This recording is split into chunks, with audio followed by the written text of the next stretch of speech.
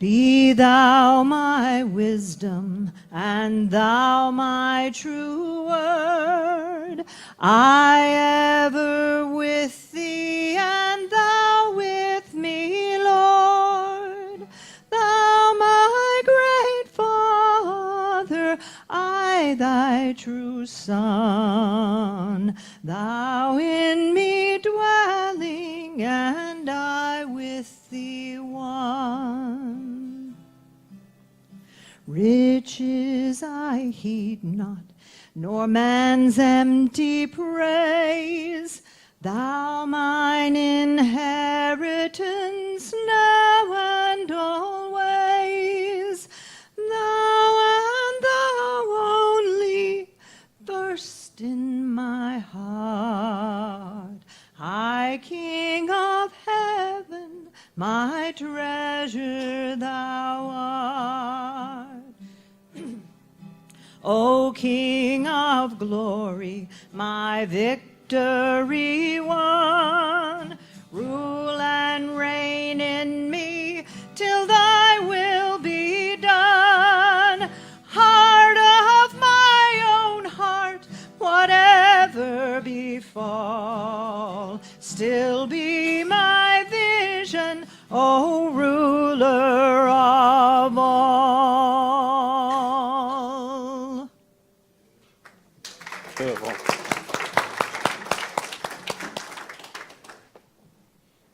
Well, good morning, everyone. I'm still doing a little healing work, and my energy is returning well, and so I appreciate all your prayers. And my eye is healed really quite well. My ophthalmologist was really very impressed, and so. But I'm having still a little balance kind of thing, so would continue in prayer with me. So I appreciate your positive thoughts and energy. So I'm going to sit today as part of why I'm saying all this. Wow. Great to see all of you here today. Boy, I see some faces I hadn't seen in a while. So nice to see you back. It's really nice.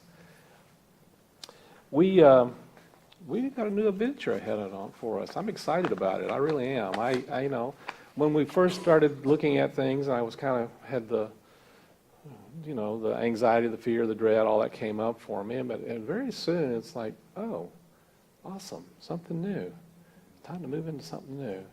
And I'm excited about the prospects. So I think I'm really very pleased, and I'm very pleased with Jackie's presentation of visioning, because we want to see things as knowing that they are already so. You see, the universe has already provided what we need.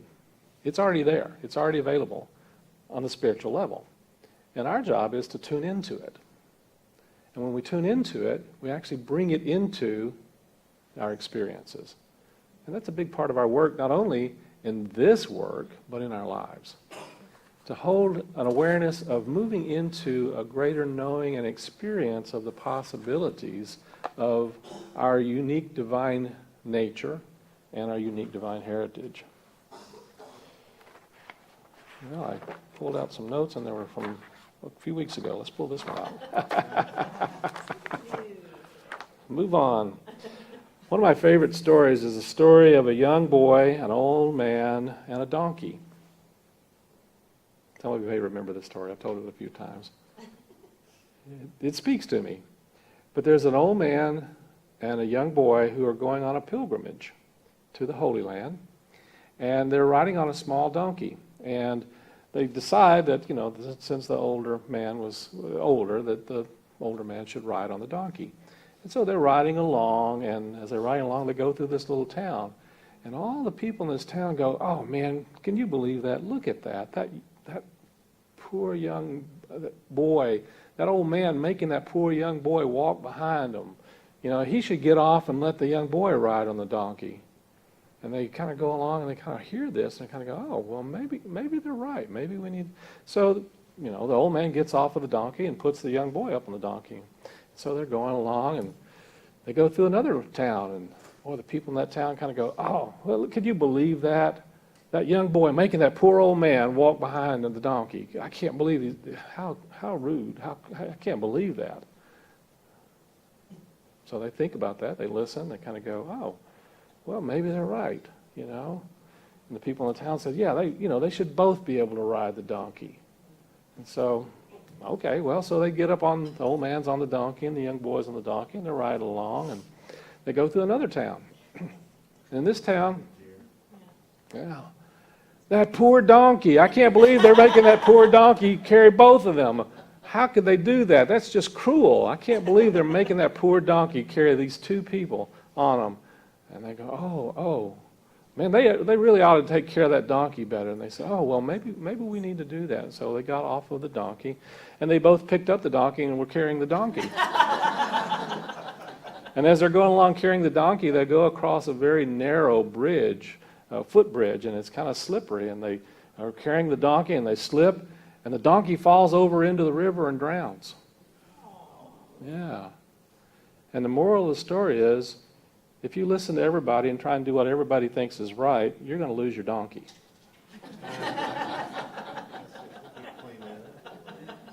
Blah. Yeah, that's the family version. That's the family version, yes. And there's some real truth in this. Because the world has all kinds of ideas and opinions about how things are supposed to be for you. Have you noticed that? How your life is supposed to be and how you're supposed to show up or not show up, how you're supposed to be in life. And if we are tuned into all of the different voices in life and in the world, we're going to find ourselves basically losing our donkey, as they say. So what we're going to talk about today is a little different idea, a different understanding, and that is that there is a voice that is always communicating and speaking to us. It's always trying to move us in a particular direction. And the thing that came to me,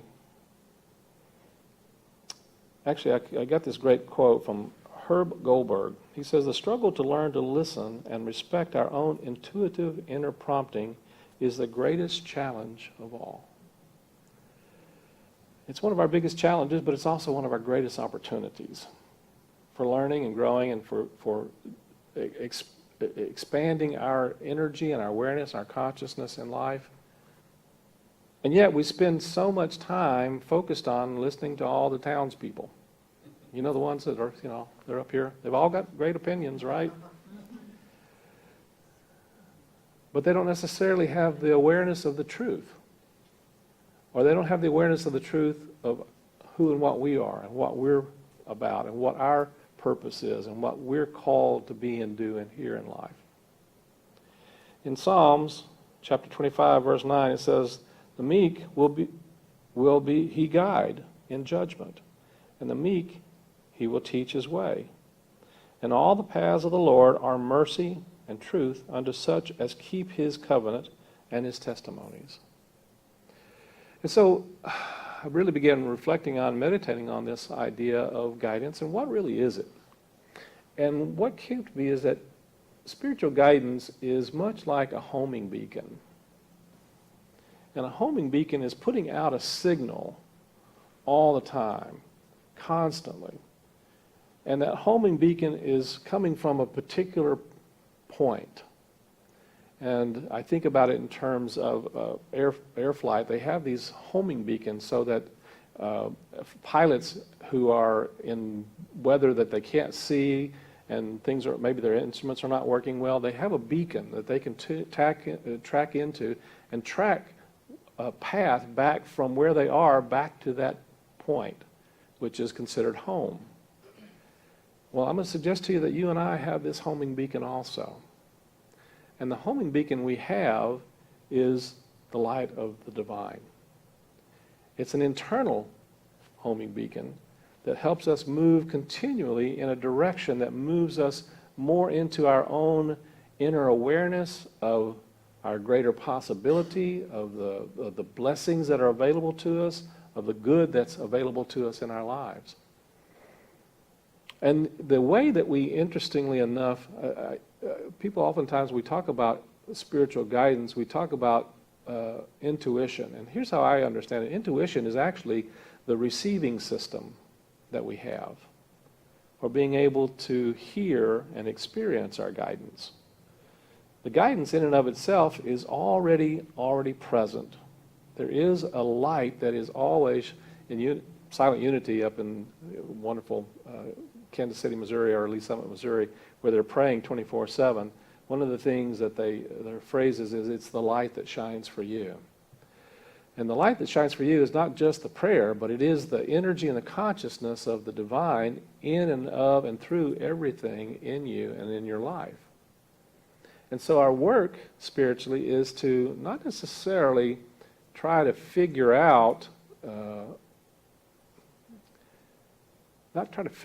where to go or what to do, but to really listen to what we're being directed and guided from a higher level of our awareness and understanding.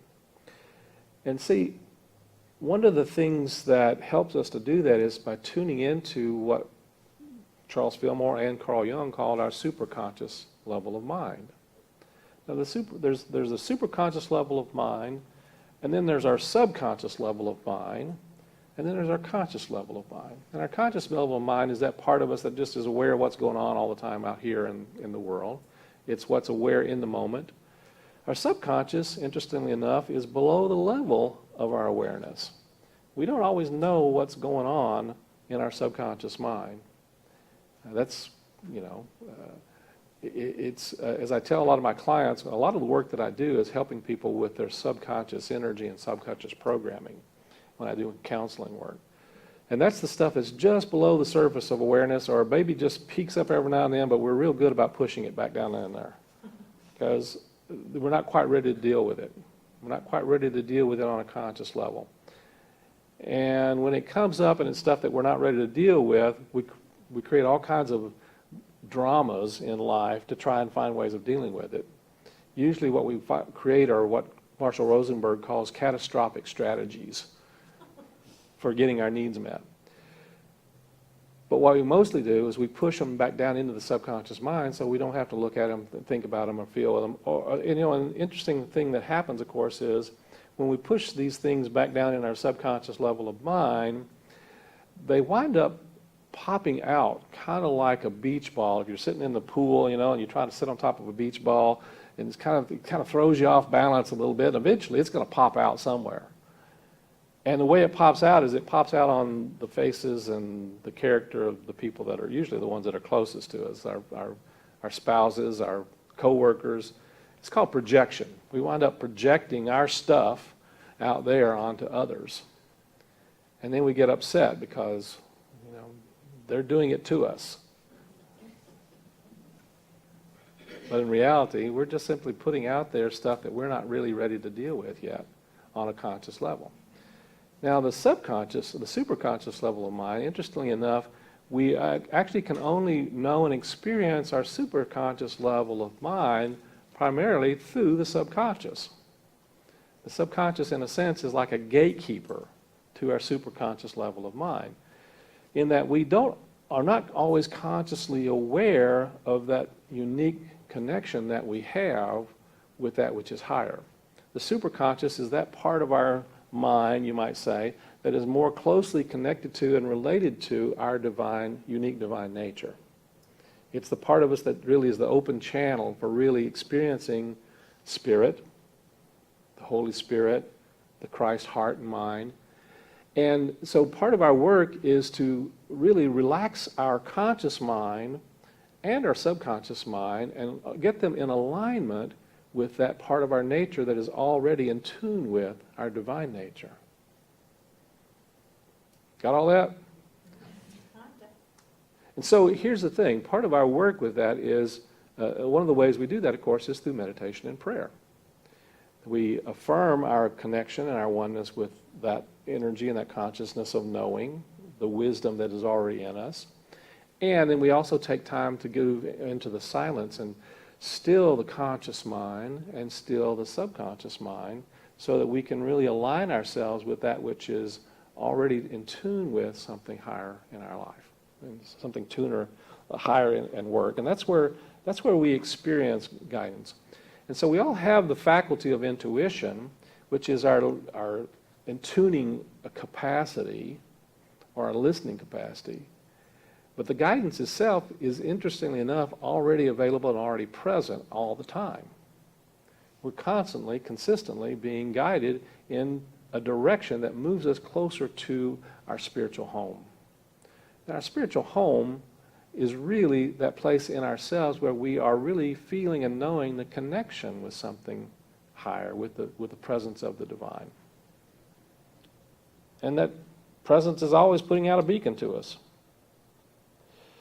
In the Course in Miracles, it says, this is in page 24, it says, being afraid seems to be involuntary, something beyond your own control. Yet, I have said already, the only constructive acts should be involuntary. My control can take over everything that does not matter, while my guidance can direct everything that does. And if you so choose, fear cannot be controlled by me, but it can be self-controlled. Fear prevents me from giving you my control. And the presence of fear shows that you have raised body thoughts to the level of the mind. And this removes them from my control and makes you feel personally responsible for them. This is an obvious confusion of levels. Intuition is given only to him or her who has undergone long preparation to receive it. And so, in order to really experience more of an awareness and tuning into that beacon that is always moving us into a greater awareness of our possibilities, a greater awareness of the gifts that are available to us in life, it takes practice, folks. How do you get to Carnegie Hall? How many of you know how to get to Carnegie Hall? Practice, practice, practice. That's why they call this a spiritual practice, right? And so we're here to really practice tuning into a place within us that is more in harmony with and more in alignment with a greater mind, you might say, a greater consciousness, a greater experience of that which is unique and divine that is within us, and then allow that to move through us in ways that actually move us into a greater depth of joy and blessing and peace and understanding and clarity. And it's one of the signs that we're really following guidance, is that not that, so let me clarify this a little bit, however. It's not that every time we follow guidance that everything is always 100% challenge-free. I'm going to suggest to you there are times when we follow guidance and whatever we go through actually becomes really challenging for us. But it doesn't mean that we're not following our guidance. What it means is that we're being called to come up to a whole nother level of our possibility. And we're being called to draw upon resources within ourselves, strength and courage and faith and understanding and power that is within us, innately within us, but that we're maybe not utilizing or tapping into to the extent that we can or need to. And so sometimes our guidance will actually give us opportunities to be challenged so that we can actually discover greater strengths and greater awareness and greater possibilities in life. Our lesson in the quest is, how many times have you longed for an unmistakable sign showing you how to proceed? You know what I'm talking about? How many would like, okay, I like it written out, not in cursive, but in, block letters, I want to know word for word exactly what's my next step. What do I need to do next? And not only that, my ego consciousness wants to know not only what is my next step, what's the next thing for me to do, but why and how's it going to turn out? And I don't know about you guys, but I have found that the Holy Spirit is somewhat short on explanations. Have you noticed that? In fact, the Spirit of God never really explains, because he knows that the explanation in and of itself is just a need of the ego mind to be in control, to be in charge. And so when we are looking at and receiving guidance, oftentimes we're not going to have a clue the rationale or the logic necessarily behind that move or that decision. Sometimes it will seem totally illogical.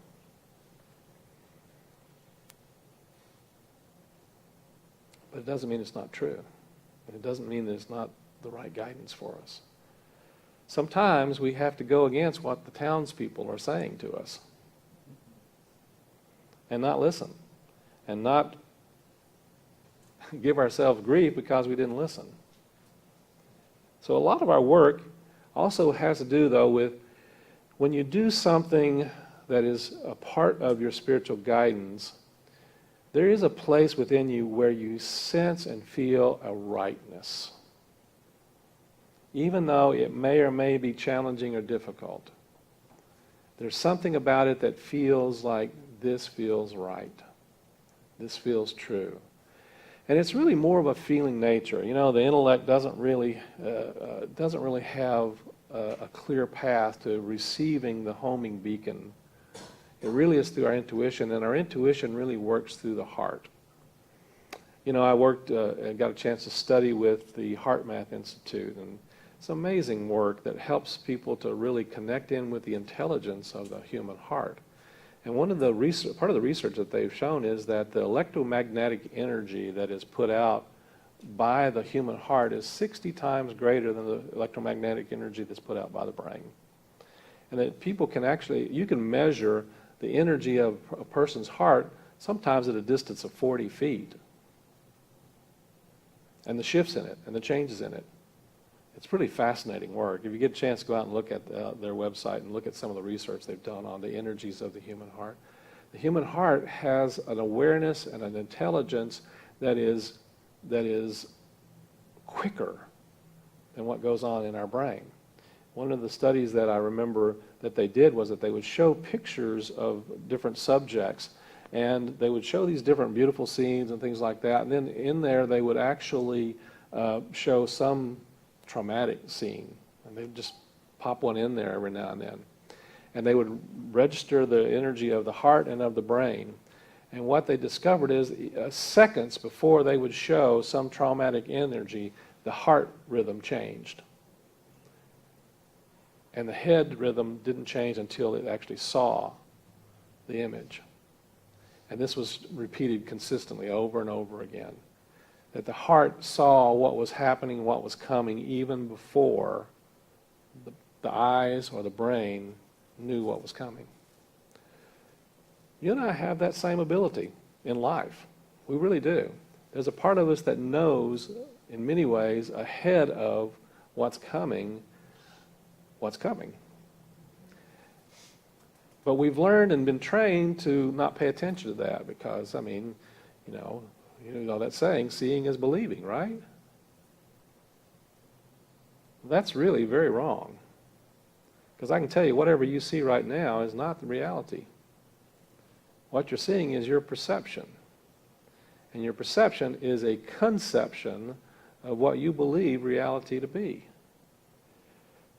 But what we really can tune into is there's a part of us that has a knowing that exists even before the logical, rational mind can conceptualize what's going on. It's fascinating, and it's reassuring in many ways. Because, I don't know about you guys, but as much as I would like to think that I haven't got it all figured out yet. Because this rational mind doesn't have the capacity to figure it all out. There's just too much input into the logical, rational mind for it to be able to really make a clear, aware, and wise choice and decision. And so that's why I think it's so important for us to really tune ourselves in and practice being in tune with that part of us that has a greater sense and a greater knowing. A greater sense of our path, a greater sense of our possibility, a greater sense of our potential, a greater sense of our light And one of the ways we do that, of course, is we tune into what it is that our heart truly desires. We tune into that heart desire and we invite our intellect to take a rest and look beyond all of the mind chatter of, well, how that is going to happen. That can't possibly happen because I don't know how. And if I don't know how, well, it's not possible then, right? Because after all, I know everything, right? No. That's the mind game. That's the mind chatter. The mind thinks that if it doesn't know how, it's not possible. And I'm going to suggest to you that how ultimately is none of our business. What we do is we tune into the desire, the vision, the possibility, that which lifts us up, that which inspires us, that which moves us into a greater enthusiasm for the potential and the possible future. And we do it in a way that we already see it and experience it as though it is already so.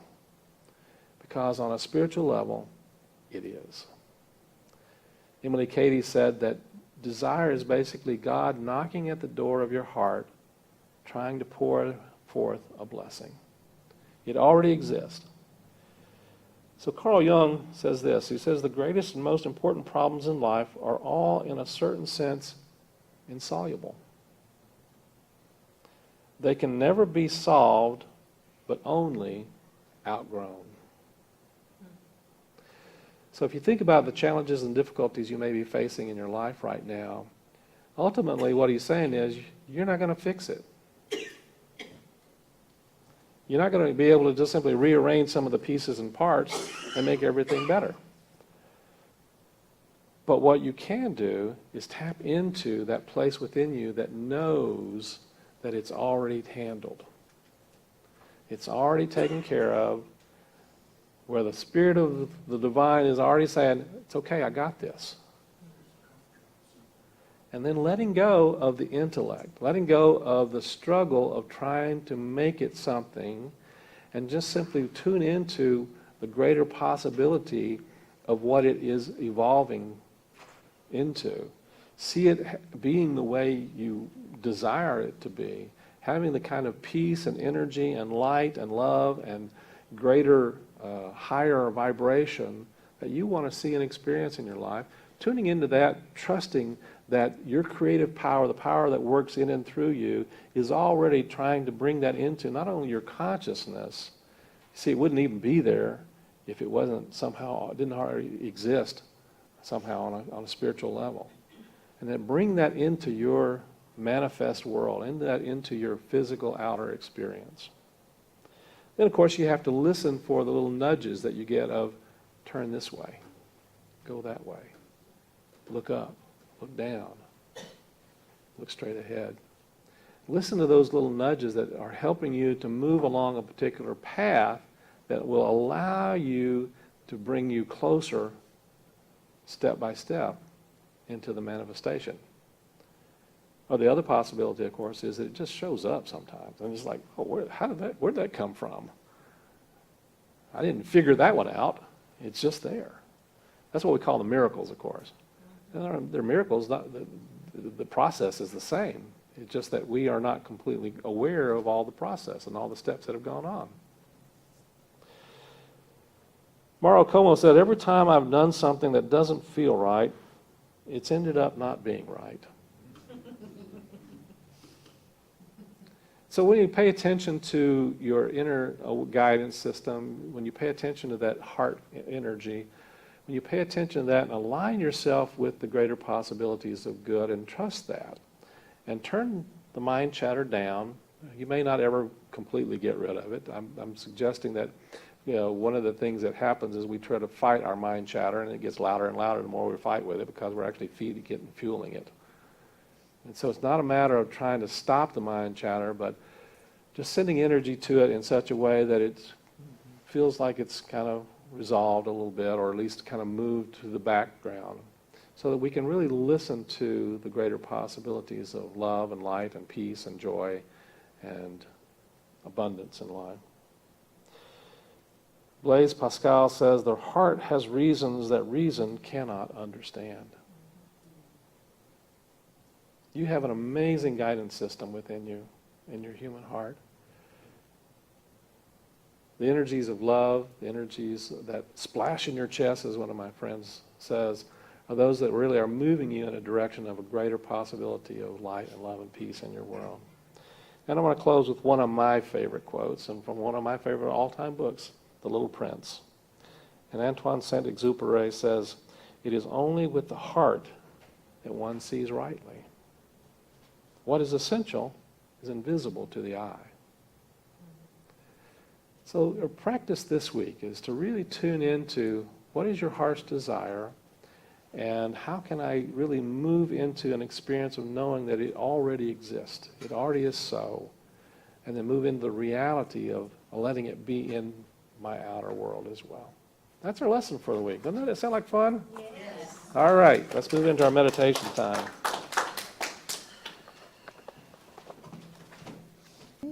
Heaven's morning breaks, its glory now I see. Thou in rich blessing dost abide in me. So just take a nice deep breath. Breathe into the heart space.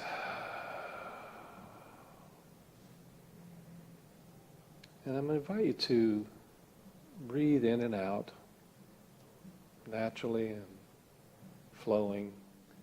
And as you breathe in and out, feel yourself breathing into your heart. And we're going to breathe in with a 6 count. This is one of the techniques I learned at the Heart Math Institute. It actually helps our heart to move into what they call coherence.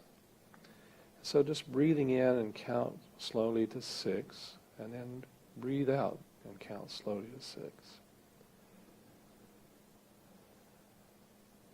Breathing in, 2, 3, 4, 5, 6. Breathing out, 2, 3, 4, 5, 6. And as you breathe in and out with this 6 count, feel yourself as though you're breathing actually into your heart. And as you breathe into your heart, begin to think of something that you appreciate. Perhaps it's just the ability to breathe. That's pretty nice. Or perhaps it's that you have a place to come and meditate, or whatever you feel some appreciation for. Family or friends or home, or maybe a vehicle. Maybe you're appreciative of having shoes on your feet and clothes on your back.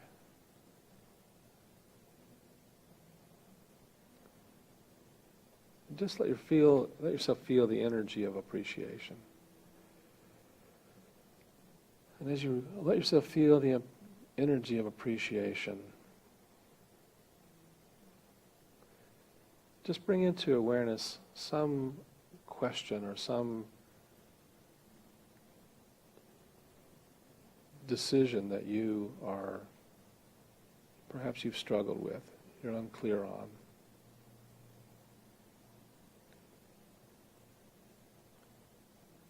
And as you breathe in and out,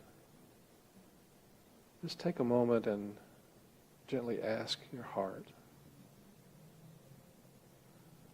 what's the highest and best path for me in this?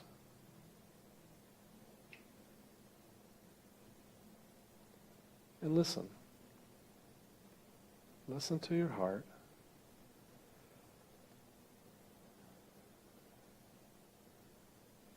And if the head jumps in there and says, I know, I can figure this out,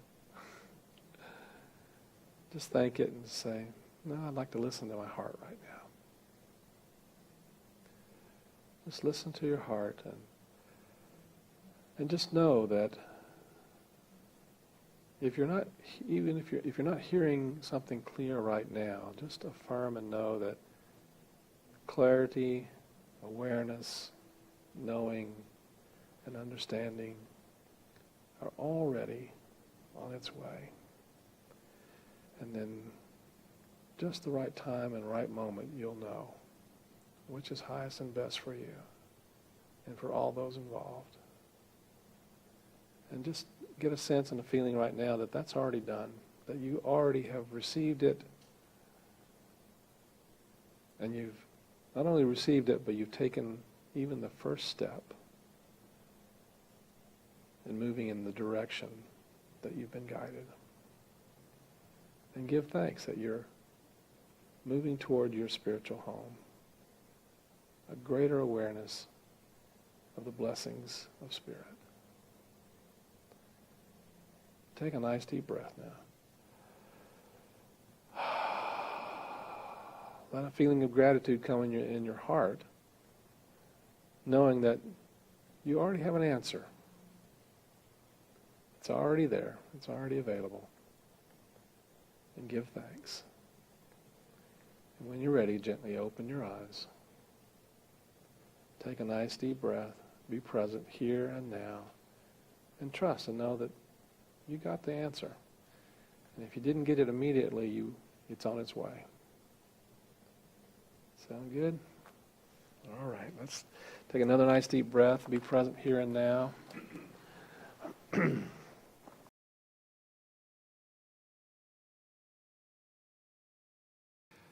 We at Unity in the Heart of Austin are committed to inspiring people to awaken to their unique divine nature through spiritual teachings, through heart-to-heart connections, through prayer, and through sacred service. And we provide tools, spiritual tools, that allow you to live your best possible life.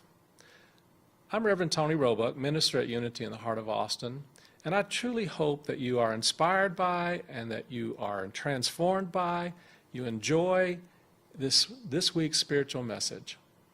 And if you would like to leave a donation, a tithe, to help the work of this ministry in supporting you and others like you, then we are truly grateful for your generosity and for helping to make the world a better place. Because we know that life is meant to be good.